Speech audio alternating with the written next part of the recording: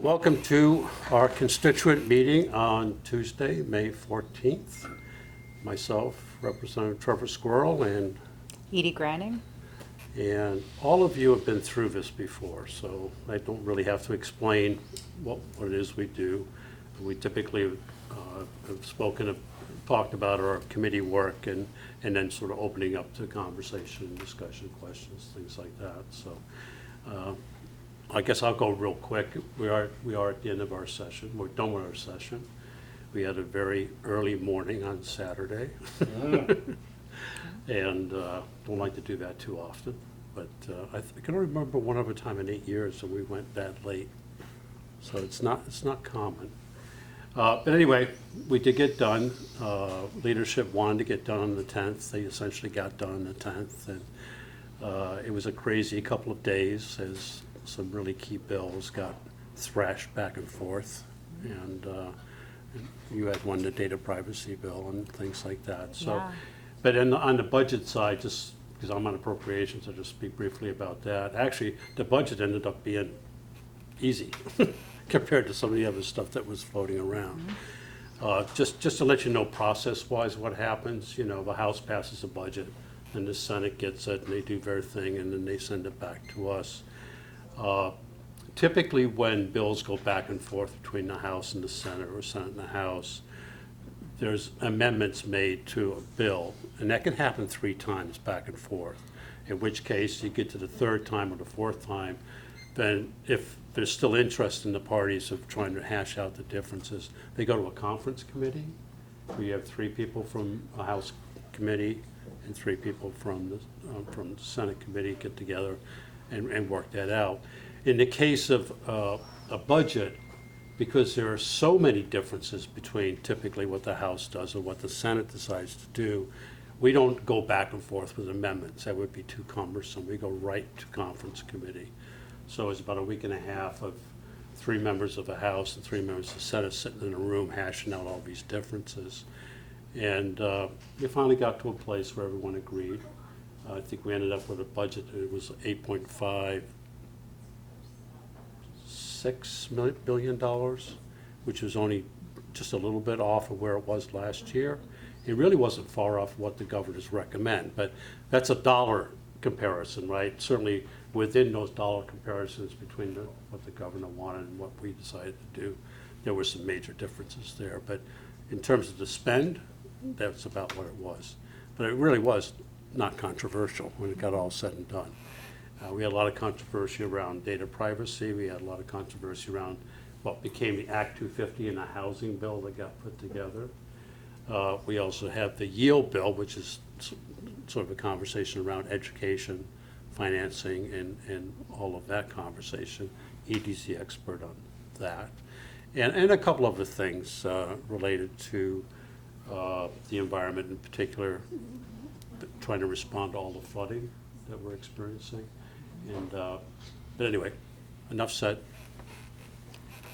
I don't really have anything else to add. I think you covered it all. It was a whirlwind of a last week, and if folks have specific questions, I'm happy to dive into the detail. I think I'm still regaining my footing from that. Normally, last year at the end of session, my committee was pretty much off unless we were on the floor, and this year it was the last 4 bills felt like came out of my committee. So we were working from 9 o'clock in the morning until 2 o'clock in the next morning. So I feel like, so like I said, I'm still recovering, but I'm happy to answer questions if there's anything anybody specifically wants to talk about. I guess I'm curious about housing, motel accommodations versus, I don't know if there are I think there are other models other states employ, and maybe Vermont does, though I don't know that I've heard about acquiring housing and trying to, I don't know, have it more approximate what housing in a real home would feel like as opposed to a motel setting. But so how was that resolved? I don't know that it's how did it resolve this year? But what I'll say to what you in response to what you just said is, there was a big understanding after the COVID motel program that housing people in shelters is not, it's like the least best option, right? And if we can get people space where they can actually have, some privacy and, they can, it's better for them, right? Better for mental health. It's better for mental Children, health, it's right, better for especially. children, it's safer. There's so many pieces that just makes it better. And so I think, Do we do that here? well, that's what we have been doing since COVID, right? Because shelter housing wasn't safe during COVID, so that's when we started really using the motel housing much more. Okay, but what I'm wondering, So now what are we doing going forward? are we going to, sounds like an improvement, but rather than, certainly it's preferable to sleeping rough, Mhm. but has Vermont ever purchased, do we buy homes, not that the person necessarily owns it, maybe it remains the property of the state, but they get to, a person or family gets to stay in what approximates a really more secure. Yeah, I mean, there are elements of programs that provide for some ownership. And I'm not going to do a very good job at all at trying to explain this. But a lot of times, there's funding through FHA, and some of our land trust and housing trust organizations to make them affordable. And so they might put money into the purchase or the remediation of a house. But that organization retains an interest Yes, in that. Right. So if someone does move on and sells it, that stays with the house Yes. so that it can be utilized by somebody else. Like So it's CHG, permanently What? affordable, Champlain Housing Trust. yeah. Yeah, they do that kind of work also. The purchase of, the state has done some purchasing of hotels and refurbished them, and not the state, but money has gone to Champlain Housing Trust and folks like that have gone out and purchased them and redone those. I don't think there's a concerted effort to kind of continue that type of programming. But we've put substantial money into housing in general, and it's gone to the Vermont Housing Conservation Board, all those different organizations, hundreds of millions of dollars over the last couple of years. Money's still flowing through the pipeline. There are a lot of issues with getting things built, right? But the state's not outright going out and buying it and saying, here you go.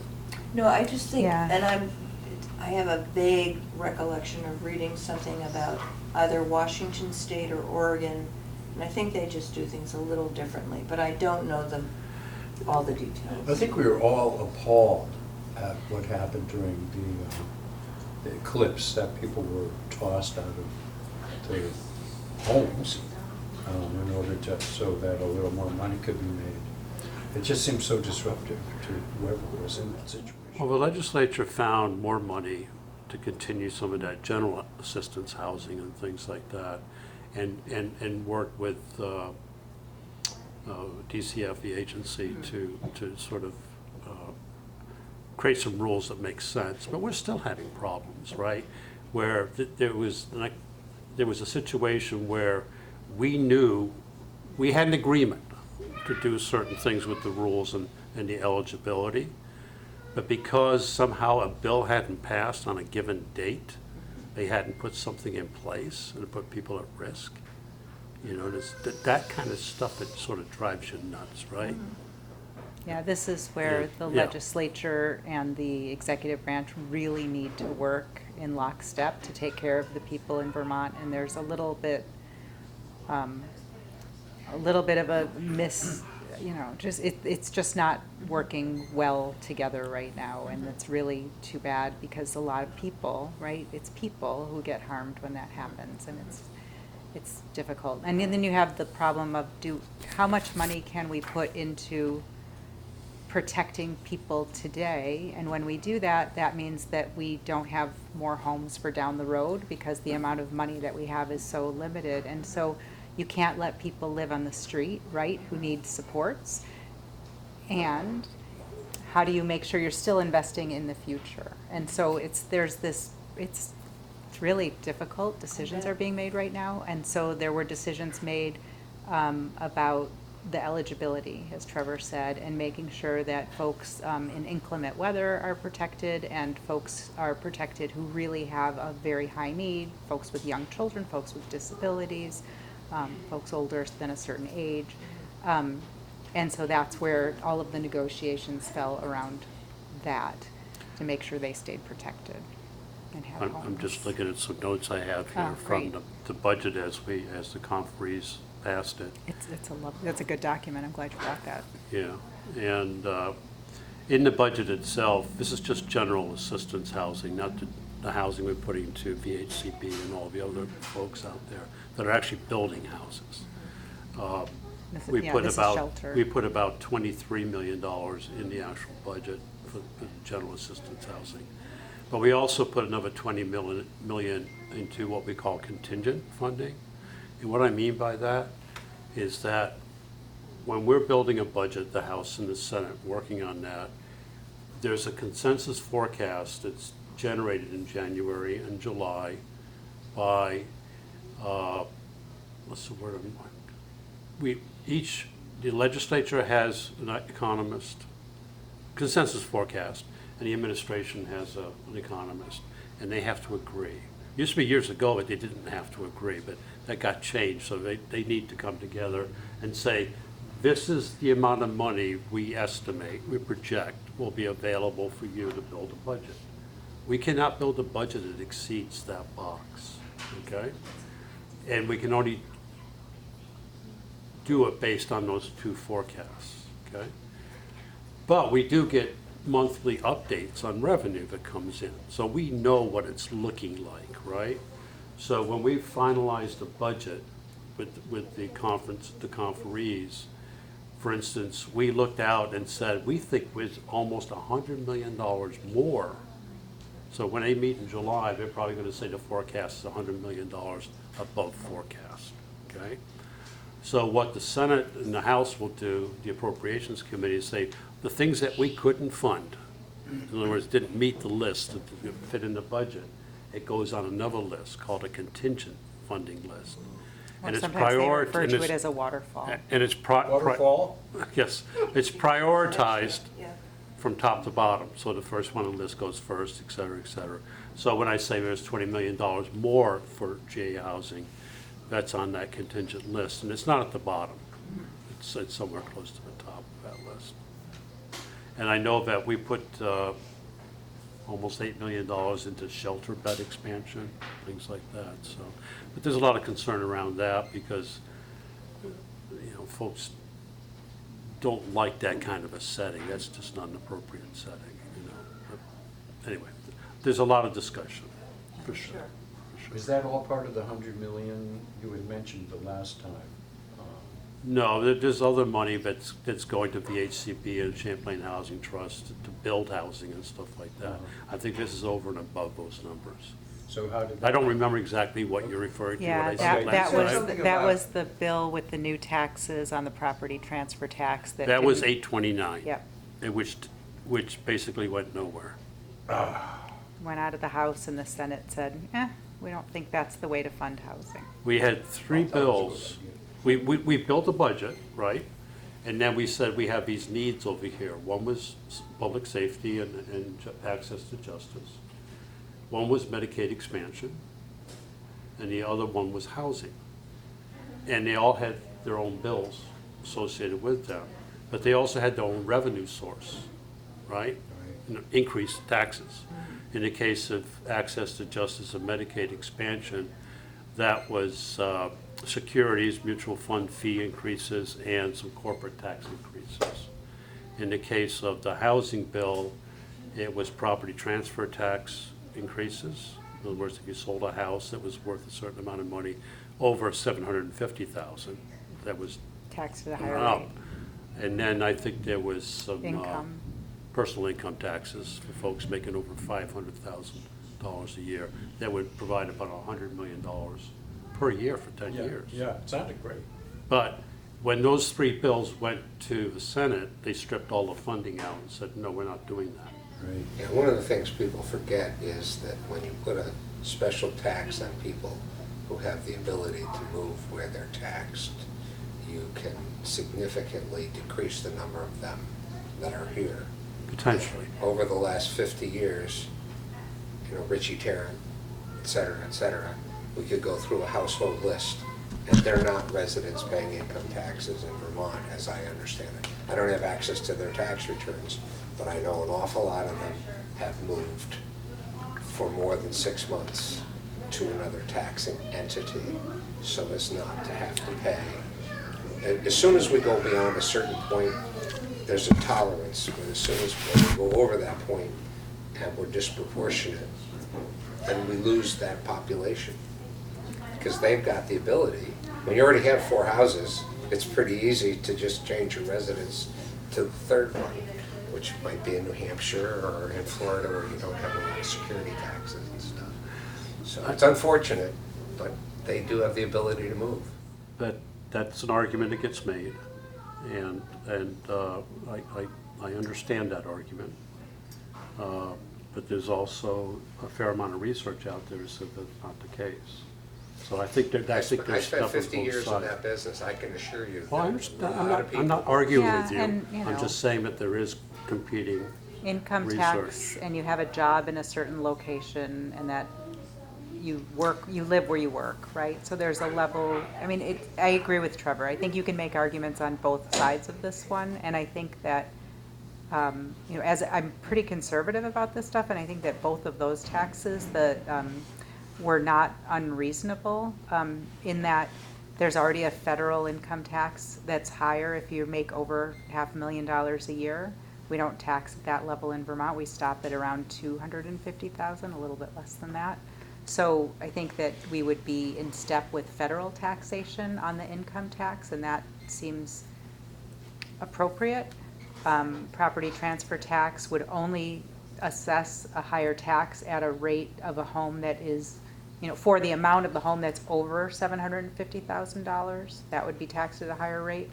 You know, that's, Chittenden County gets hit a little bit harder on that because we have more expensive homes than the rest of the state. But we also don't have, the majority of our homes are not at that $750,000 level. So, you know, there's not a, I didn't think either of those two, there were other taxes that I said, but those two didn't seem unreasonable to me. They felt like they were appropriate. The Senate obviously didn't agree, and so they're not in play. They're not opportunities to fund really important things that we need, like housing. In the budget development, those revenue sources went away, but they did find money to do the access to justice piece, which is the criminal justice piece, which is something I personally worked on. And I don't know what we're going to do going forward. I think there's some additional monies in the contingent waterfall for housing to help with that, but I'm not sure what that number is off the top of my head right now, so.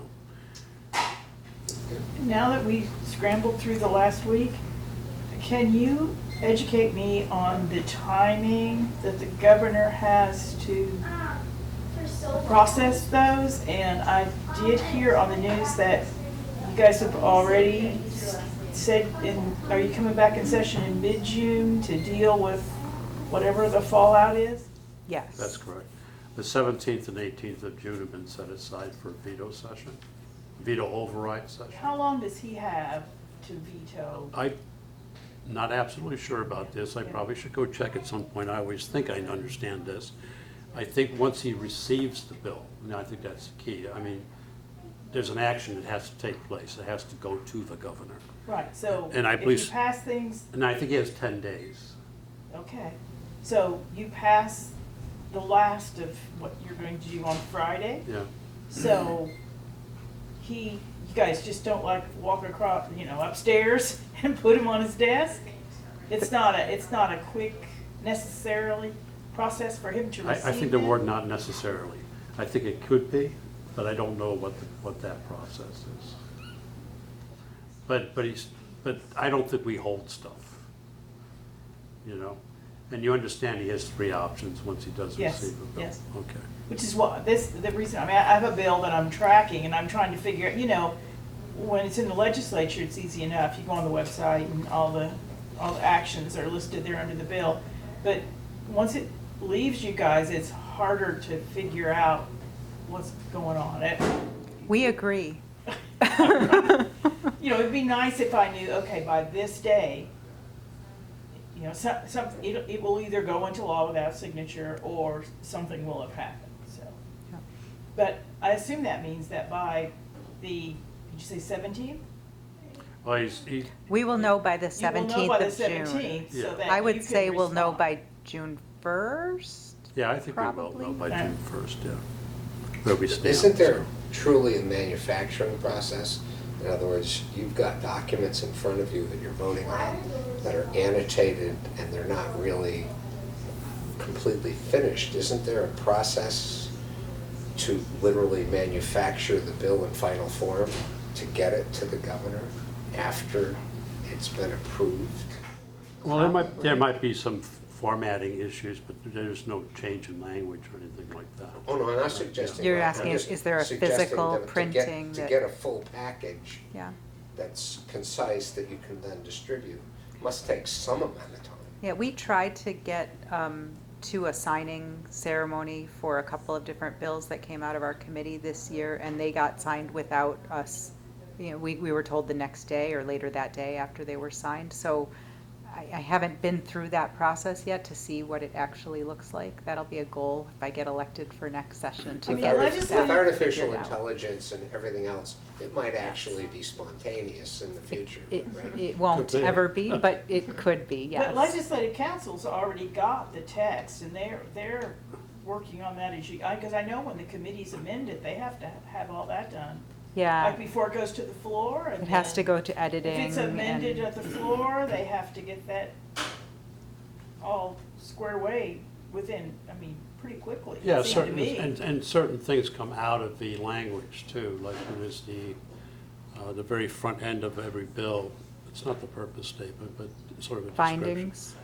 Yeah, some of that stuff gets stripped out and doesn't become part of the final bill. Yeah. but- So there are. Oh, there's like a preamble sometimes to Yeah. the. Yeah. Therefore, What No, we're as I recall, there's sort of an underlying purpose statement. We're Or fine, something well, like There that. can be. Yeah. well, we made it an issue, LCAR, which is the other committee that I chair, Legislative Committee on Administrative Rules. We have to deal with all the rulemaking that comes before us, that departments and agencies do. And we found, we started working on this a couple of years ago. We were finding that in order to establish legislative intent, which is one of the reasons that we can object to rulemaking or question rulemaking, wasn't always there in the bill for us to take a look at, right? And you don't turn to legislative counsel and say what's legislative intent, because they don't want to go there. They don't want to think that they understood what had happened, right? So you'll find that all the bills now have purpose statements in them. They carry with the bill as a way to better understand legislative intent. Something we've been working with committees on and stuff like, and leg counsel, because they're the ones who work with Right, and the committees. that sounds sensible. Yeah, it is Sometimes, sensible, though, right? the committees can elect to put findings in the front too, to help, Correct. besides the purpose, right, correct? Correct. Because I have seen committees debate back and forth about whether that it's appropriate to put findings in Mhm. so that, like the other body, Yep. can Can has understand. something, Yep. some understanding about what the intent Yep. was. And Or at least that often, the other seems to body be what I- changes the findings, right? Which is always one of those interesting pieces, because that's how they're telling us, we hear these, 6 findings, we agree, but the 7th one, we think it should say this, and that tells you where they're coming from and why they're making changes to the bill. So, yeah, I think all of it's helpful, yeah. Could I give you some feedback on my disappointments? Sure. I was really looking forward to an enlightened approach to improve Act 250. And because Act 250 You know, I've spent yesterday and today reading Act 250 cases, the Stowe Highlands cases, and I spent a lot of time in Act 250 many years ago, and it's frightening as to how complicated it is today. So if you want to get anything done, you stay away from Act 250, period. And that's why you see all the 9-lot subdivisions, because it's so tedious, it's so time-consuming, and it's so expensive.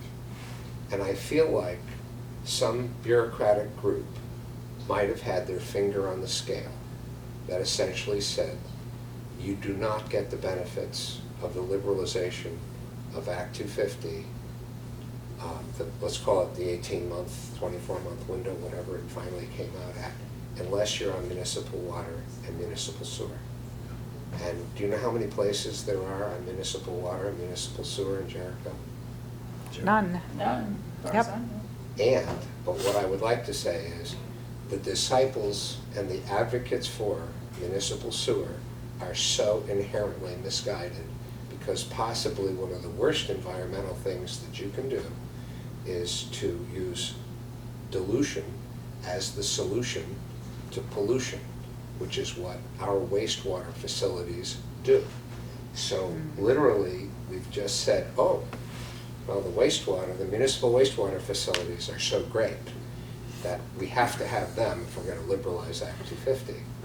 I would contradict that in reality, ground-based wastewater systems are safer, and if you established a mechanism to manage it, that having municipal ground-based wastewater systems could have been an advocacy to encourage lower cost development and to also ensure less environmental impact.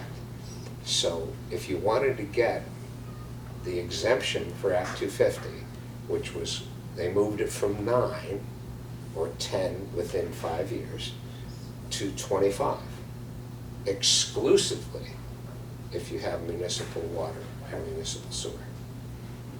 So that was like you gave none of the rural towns any opportunity to produce housing on the short-term basis that didn't already have municipal water and municipal sewer. Which eliminates I- Jericho and Underhill. I think that there were designated areas that are also included. I will have to go back and I'll read, tell you, but I it's a did, thick yep. bill, but I you know, can. for example, I thought there were I own a areas that were project designated, and then they also expanded the area around the designated areas. So I think that I most. didn't find any exemptions. Yeah, I think that there are Let's others, hope and that there is. I'll verify that, But it because. seems as though there's a prejudice within the Agency of Natural Resources, and certainly in whoever the staff was that had their finger on the scale to preserve and protect the bureaucracy of Act 250, because in reality, so much of what was in Act 250 has now been moved into local governance. So if we go to develop something, we're actually doing duplicitous work and inviting, shall we say, long delays, because we have never set the local governance on an overlap basis and an integrated basis with the state level. So literally, when we go to do the Agency of Natural Resources Stormwater, Act 250, and then we go through, we can end up with permits that are acceptable to local people that are in conflict with what we're going to get out of Act 250. And so if we truly want to solve the problem, because 28% of the cost of the housing, as calculated by other people, comes from the duplicitous, overlapping, and conflicting bureaucracy. And that doesn't count the time value of money or inflation and the cost of creating it. So, Yeah, there was a lot of effort made to make changes, and I think after the tiers are put in place, I think that will be much better and simpler. Yeah. I don't know, that bill, because it was an Act 250 bill, and then 829 was a housing bill, and the Senate, And with 310. all their smartness, decided to try to cram these two things together. So it creates a set of issues 311. just in and That's of the HOM bill. Yeah. So one of the things I think they're trying to address, and I don't know the levers and the mechanics of it, okay? I need to go back and read the final version of the bill, was to give some deference to towns that have zoning, because towns don't have zoning, right? Or have certain things in place because they have a designated downtown, or they have village centers and things like that. They've had to have gone through a process to have gotten that designation. And I think part of what folks were saying is that if in fact we're already doing things as part of this process that mirrors what Act 250 might ask, then we don't need Act 250 to do the same thing in this circumstance. So I know there was an effort to go down that road and do those things. I know there are things left undone. I take on board your point, but I've also been involved in Act 250. I did a huge project in Act 250 in my former life. And so I understand that process. Plus I was on Natural Resources in the House for 4 years, and we dealt a lot with Act 250. And, you know, a lot of times when folks would come in and talk about difficulties with Act 250, and then you ask a few more questions about it, you find out it's not the Act 250 process, but the permitting process with A&R and things like that. It's not related to, I mean, Act 250 couldn't sign off until they got the permit, but the problem wasn't with Act 250, the problem was with the agency or department providing the permit. So there are those kinds of issues, and I appreciate that it's more complicated or more difficult than it needs to be, but it's not all about Act 250. No. I mean, frankly, I've, since 1972, when Act 250 was born, as a result of very offensive activities down near Mount Sure, Snow. sure. So I'm not an anti-Act 250, but Act 250 now, today, supports a bureaucracy that's trying to protect themselves, not the environment. Oh, I disagree with that. Well, I appreciate that it can feel like that, but I disagree with that statement. Yeah. I think that the folks who are working on Act 250 truly, deeply care about the environment I and didn't say care. and are doing everything they can to make sure that the new construction is being done in a way and in a place that is not harmful to the environment. I think that's the, So yeah. let's So I take- understand that- Let's just catch that point. yep, The Agency of Natural Resources has in fact watched more environmental destruction over the past 20 years because of the way they've approached environmental protection, because if we don't, in effect, repair the rivers that have been so grievously damaged, the storms are going to get worse. And so if you have people we're that- in your wheelhouse now, not mine. Well, that's why we just passed Senate 213, Yeah, which was basically river to take a more corridors. holistic view of the river corridors and mapping and wetlands and things like that, and so. Well, but this is stuff that we've lived with for many years.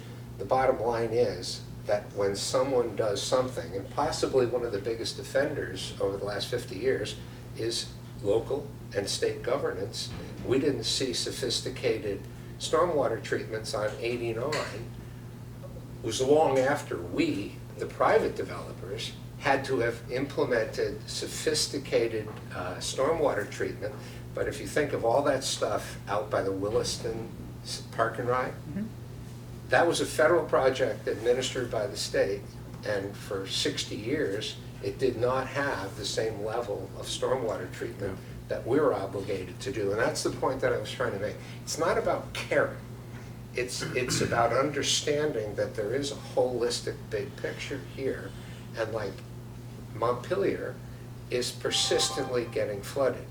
So the only way to stop Montpelier from getting flooded is you either have to retain the upland water, which is an aggressive and assertive action, or you have to lower the flow channels so that they don't go out into Montpelier. So you cannot save those cities and all of that housing and everything else if you don't take a different approach to dealing with the water, because the water is supposed to be getting worse. We're supposed to be getting more storms. Yeah. And I don't see anybody looking at the issue of, oh my God, we're flooding. Because in 3 days, like in Irene, more damage was done to our precious environment because of the failure to appropriately manage the watershed for the previous 30 years. And when I was young, the Army Corps of Engineers was literally like building the dams in Waterbury. So you took all that watershed coming off Stowe and you stopped it. Now that creates all types of other issues. Right. I think that we keep learning and we keep doing better, and I think that the river corridors bill is, Have you read S-213? I got through the Act 250 reform and I read the Holmes bill, and frankly, I was pretty disappointed. Well, those are two different bills. I know, But those were things that why we were don't you hoping. take a look at that and see what's in there and see if that Well, allays what's some his of your name? concerns. Who was the czar after Irene that dealt with the post-Irene difficulty? There was a single this is czar. before my Sue time. Minter was involved in that, wasn't she? Before my No, time. this was a guy of some other report, but what he did was, let's just say. What's the time, what time frame was that? Right, he was the guy appointed for recovery post-Irene by the governor. He was the guy driving, it's a strange name, but it's like, it'll come to me. But let's just say it takes 11 years to permit a bridge and build a bridge. He did it in 6 or 9 months because he looked holistically at what the problem was and how you could do it. So, They also set aside some environmental regulations to do some of that work also, in order to do the work. but he took it. I'm just saying, that But they was took part it- of it. Yeah, they put machines Yeah. in the rivers because the rivers were full of stuff. They put machines into the rivers that facilitated it at low water, and they were able to, and that would be an example of where what I was talking about was actually executed, and he came in under budget with a surplus. But you were also doing more damage by putting equipment in the river. Not if you're solving a problem that moves all of the contaminated. The first 25% of the water that comes off a watershed is the most contaminated. So if you then flood that with 3/4 more on top of it, you actually send all of that pollution, all that sediment into Lake Champlain. And the life of a lake is, Lake Champlain is headed to be a swamp. If we don't start doing things materially different than the way we're doing them now, which means stopping the water high, which, Yeah, and this is where I'm not, I Right. don't work for the ANR, I don't have a degree in any of this. I can't have a debate with you on what the right I was way just to saying to All you. right, can I suggest fix it. that, is. I understand what you're saying, but I'd like to move on to see if there are other Sure. topics of the conversation. I And I'd be didn't- glad to have this conversation with you offline or outside of this. I didn't mean to, I just think that getting some competent people into key positions is really important. I understand. Workforce is an issue too, right now. How are you on subject? I'm good. Okay. I wanted to, like, I'm looking at all the pieces of the housing puzzle. And, I said to the governor, I said, you want to solve the housing problem? He was like, what? And I said, give elderly people a respectable place to live, they'll move. And then you get all this housing appears. And you also get the tax on the sales. And then it starts to move along. But we're stuck in a situation where, I've got a plan. It's gonna be a long time till that really happens. And the 30 homes that are in this area that I think will come up for sale almost immediately, solving the housing problem and some of this tax. So how do we get ahead of the situation? I know, it's not, I don't disagree with anything that you just said, right? Like, I think there are, community planning is really important, and we have a state right now that local control is highly, highly, highly valued. So there isn't the will in in Montpelier to say this is what anybody has to do, and I think we have to do as much of it as we can locally. And so we really have to build that movement internally and show, like, this is what can happen, this is what we can do, and we can be the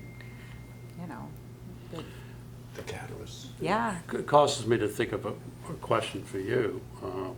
In your development of the Wisdom House and all of that, you've had conversations with Champlain Housing Trust? No, we're gonna do that next week. Okay.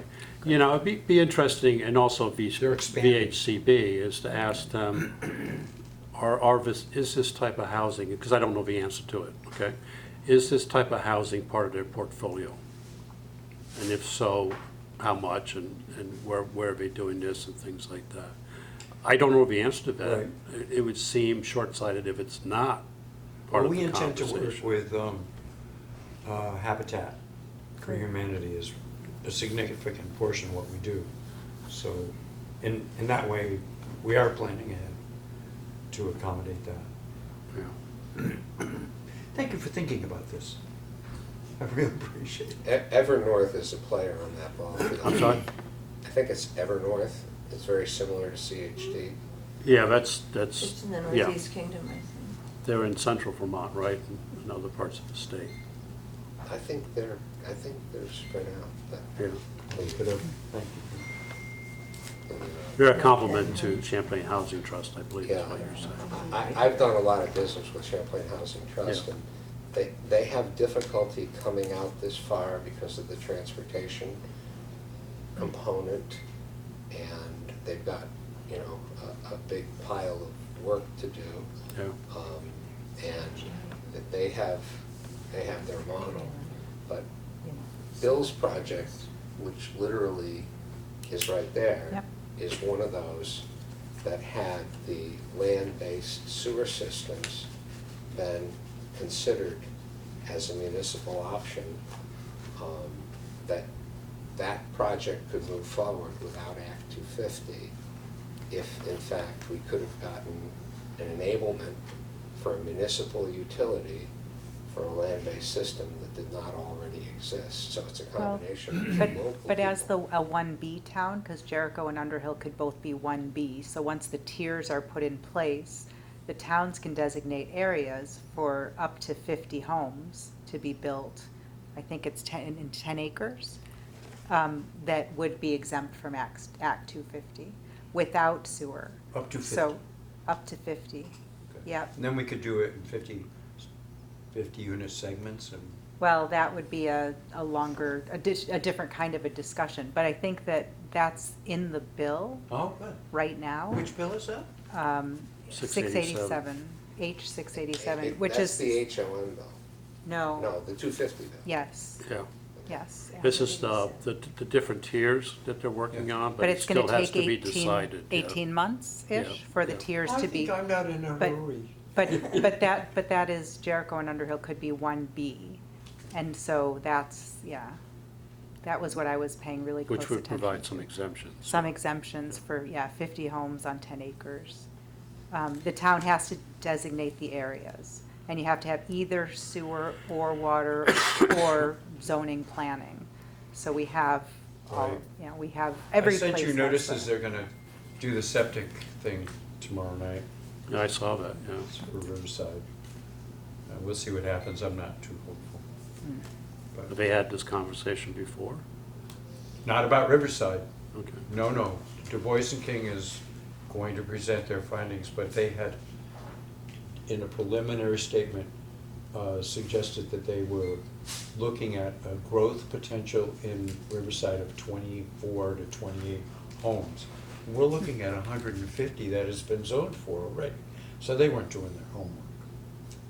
But I think We talked to him. he also made a comment, but the study that Bill's talking about was done in 3 sectors.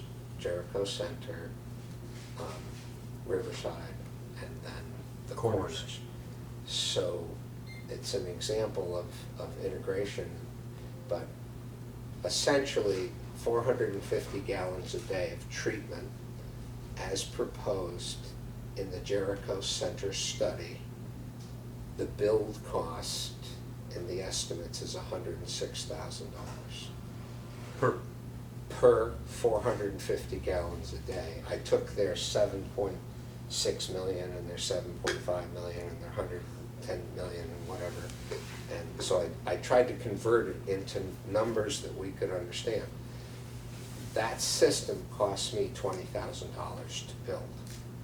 So because of the layers of bureaucracy and the contingencies and all the other stuff, so I sent to one of our leaders in Jericho the $4 million study that was done for Westford to build a similar system to what's being discussed in all three of the studies for the center of Westford to facilitate it. The $4 million build cost was 90% funded, and the $400,000 net cost Got voted down. was turned down by the voters. Yeah. So the education, and what I said to Jericho is, you need a navigator. You're throwing these monstrous numbers out at these meetings, and you're not throwing out the fact that in all probability there could potentially be 90% funding, and if we spend $400,000 and we amortize it over 40 years at 3.7% interest, and then you add to the grand list all those properties that you brought on. None of that was part of the presentation. I think Riverside will be actually the easiest one, even though there are more units, because hopefully there'll be an arrangement made with the school district. And the land is there. Alberghini, the superintendent, is like all for it. I think it doesn't require as much sophistication as solving the Jericho Center problem. And I think it'll come out significantly less per user. But we'll see tomorrow night how if they've taken, I nudged them a little bit. And we'll see if they looked at the zoning regs for Jericho. I sure hope they do. But just so you know, and I don't want to disagree with you because you're my friend, Mount Mansfield. That's Union- not true. Mount Mansfield Union High School is the principal land in the sewer study for Jericho Center. Yes. Yes. And this land is going to Yes. probably be, so the actual land cost, unless the school district did something, there's got to be something else in there to push these costs up so high. But trying to coordinate Underhill and Jericho, because your observation, I don't think there's even a committee, nor is it, other than what you said, there was no consciousness that a community could collaborate and work together. I think they have coffee every 3 years, whether they need to. Well, they don't have to do it together. Either town is eligible. We're going to- I was saying both Jericho and Underhill, not necessarily together. Together would we be have great. anything to We say, do a lot of things together. Underhill is going to be very involved in what we do. It's silly not to. It's unfriendly, if nothing else. So, I mean, if we go forward with our project, Underhill is going to be very involved. Yeah. Particularly if you go to Act 250, because they're both interested parties and they have a particularized interest. I want them to So love this it. is more of a combined town project than it is a Jericho project. Yes. Mhm. Yeah. And we have a history of working well together, Jericho and That's Underhill. right. So It's I gonna love be that. great. I mean, I feel very positive about that part of it. I think it'll be very exciting. Susan, is anyone online? No one has joined No, us. no one? We have one person, but they're not local. Okay. Do you, either of you know if the library bill made it out or not? I thought it did. There was a library bill. I thought we Did it? passed it. Yeah. Did it pass the Yes. House? Yeah, I think it definitely passed the House. Okay, I just wondered. Well, it was in the last couple of days, I think, that we Yes. took it up, so it Probably. had to have gone back and I've forth. seen some comments on Front Porch. I listened to some of the committee discussion early on because one of the original provisions was to prohibit firearms in libraries, which got taken out in committee. So I stopped watching that so closely. But I liked a lot of the other language about, protecting libraries from book banning initiatives and that sort of thing. But I also know that the moving down to 12 was Controversial. controversial with some people. I would normally have thought it quite controversial too, but I listened to some of the committee testimony from some of the advocates talking about situations where young children, libraries, their primary source of information, and they might not otherwise be able to get it, all those sorts of things. So by the time I heard all the other people getting upset about it, I was like, oh, you should have listened to all this other stuff. You mean age 12? Age Yeah, 12, yeah, so- so the bill allows for parents to have access to, or guardians, right, to have access to their child's checkout materials up to, currently, today, it's age 16. Right, if you're under the age of 16, your family has access to, your guardian has access to your library checkout materials, and this changes it to age 12. And there are some states that you have no access to your children's information at all, right? And there are some states that you can do it from birth, right? So I think that's so it's really very, or whatever. There are states that with many different So ages. the upshot is that children are afforded more privacy? More privacy, Yes. yep, Yes. yep, for what they check out, Yes. yeah. What was the drift on that discussion was? I mean, because if you think about it, the internet's incredible access. Exactly. That was part of the conversation, is what access children have on their mobile devices is far more controversial than anything they're going to find in a library. And for a lot of us, it seemed like a little bit of a silly discussion. We want kids to have access to really high quality information that they get in libraries, and to create safer spaces for kids is a good thing. So Yeah, I would much The- rather have a child come here than sit there on yeah, that thing. yeah. So the argument against was pretty narrow, and it didn't take into account all of the electronic access that kids have to not well vetted information. Yeah, on the floor anyway. I'm sure in committee it was much more focused They have, and organized. the librarians were given testimony and stuff about some of their young people were using the library to access, sensitive information about, gender identity and other difficult subjects that, young people have to deal with, and about how, some parents exercise more control and are less forgiving of those kinds of things. And so the librarians basically said, we just want to be a source of correct information about these things, as opposed to what they see in other places. This way they have someplace to go. They said at least they have hopefully a trusted adult who can help provide them with correct information so that they can. Do you want to add anything? Is that a bill you were? No, you guys did. You Okay. covered it. I thought it was a really good bill when it came out of committee. I thought that the end result was good. I don't know if there was anything you were disappointed about, but I was pretty happy with it. So are we cloning librarians at the end of the bill, and we're going to start getting more librarians? Well, They're such precious endangered it's species. true. I don't think it was a money bill, was it? I don't think there was money I don't think there attached was to it. either, yeah. Yep. No, it's just model policy. Oh, you know what? There was initially some discussion about having a position for school librarians to have some more formal, some more communication between the various different kinds of libraries in Vermont. I don't know if that made it out of committee or not, but it was in their original. Yeah, I don't think that was part of the final bill. I don't remember that. And anything that has money comes through our committee. Yeah, the money was the salary for I think it was one person. It was Was maybe that a it Senate started bill or a out as House two. bill? I It don't started know. out as a Senate bill. Then it wouldn't have money in it. Okay, Senate all right. doesn't put money in their bills. They put them in the budget, if they're gonna do it at all. All right. Well, it may be that they had that discussion and they were hoping you guys would amend it or so. I don't know. You know how these things go. so. Yeah, no, sometimes we do. I want to say how much Susan and I appreciate the both of you and your attention to things that we care about this past 2 years. So thank you. Very kind, thank you. Your accessibility and availability and willing to listen, it makes it all work, you know. I appreciate that. And my first town meeting was in 1967,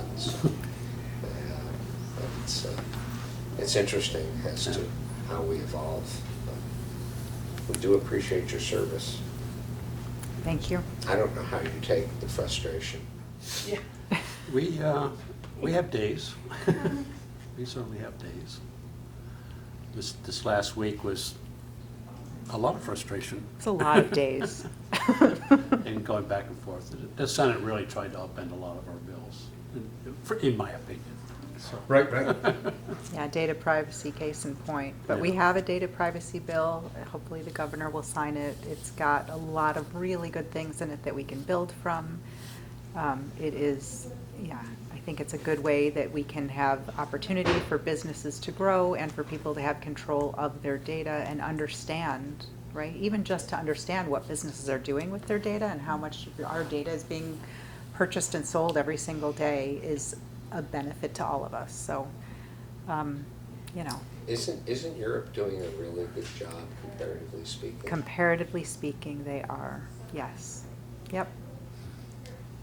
Yep. All By right, the way, we're- I do have to give one comment in favor of the libraries. One of my professors was Frank Bryan, who ultimately ended up at UVM, and he wrote a book with another person, and his whole PhD thesis was on how to make town meetings work better and the nature of all of them. And so the committee in Jericho is now studying this. And so I stumbled across one of Frank's papers, and so, but I'm getting his co-authored book about helping town meetings from the library here, and I couldn't get it from any place else. Ah, great. So it's only 88 pages, but it's all about Yeah. Vermont town meetings. So I thought that was kind of cool. Susan Clark and Frank Bryan did It's a nice it call about out. Vermont public meetings. So. Great. All right, I think we're at 7, past 7, so appreciate you all coming and being Thank you. here and participating. I will be posting on Front Porch Forum when I'm going to have different events in the community over this summer. And yeah, so keep an eye on that. And if you want me to reach out to you directly, let me know. I can do that too. But I don't have a mailing list. I don't have an email thing. I But you just use obviously Front get Porch things when Forum. I send them to you because you know about I the have an subject. email, but I don't have like a mailing list that I kind of push out to people. Hey, So if you're on Front Porch, you got it. that's the, Good job. so, Thank you. thank you so much. Enjoy the summer, more free Yeah, time. a little Get some bit. rest. Thank you.